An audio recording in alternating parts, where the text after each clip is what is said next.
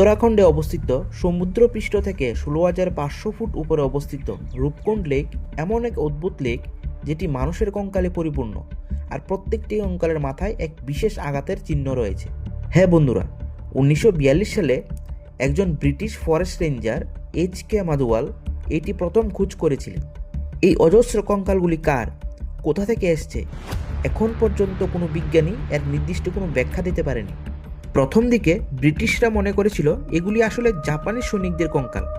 দ্বিতীয় বিশ্বযুদ্ধের সময় যখন জাপানি সৈনিকরা এই রাস্তা দিয়ে আসার চেষ্টা করেছিল, তখন নাকি অত্যন্ত ঠান্ডার কারণে এদের মৃত্যু ঘটে। কিন্তু পরবর্তী সময়ে এটি ভুল প্রমাণিত হয়, কারণ ডিএনএ টেস্টের মাধ্যমে ধরা পড়ে আসলে এগুলি ভারতীয়দের কঙ্কাল। আরও একটি থিওরি বলে যে এই কঙ্কালগুলি আসলে কাশ্মীরের জেনারেল জোরাওয়ার সিং এবং তার সৈনিকের।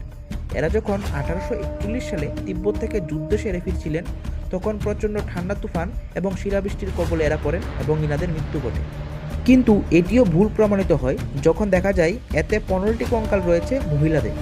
পরবর্তী সময়ে বিজ্ঞানীরা আবার বলেন যে এই লেকটিকে মহামারীর সময় শ্মশানের রূপে ব্যবহার করা হয়েছিল। কোনো এক সময় এক ভয়াবহ মহামারীর কারণে ভারতীয় লোক মারা গেলে তখন ওইখানকার মানুষগুলিকে এখানে এসে ফেলে রাখা হয়েছিল। কিন্তু বিগত 5 বছর ধরে গবেষণার পর বিজ্ঞানীরা এটি বললেন যে এইসব কঙ্কালগুলি আসলে 1200 বছর পুরনো এবং এদের মৃত্যু আলাদা আলাদা কারণে হয়েছিল। এত গবেষণার পরও এই রহস্য থেকে যায় যে এগুলি কার কঙ্কাল, এরা কোথা থেকে এসছে, এরা এত উপরে আসলোই বা কী করে।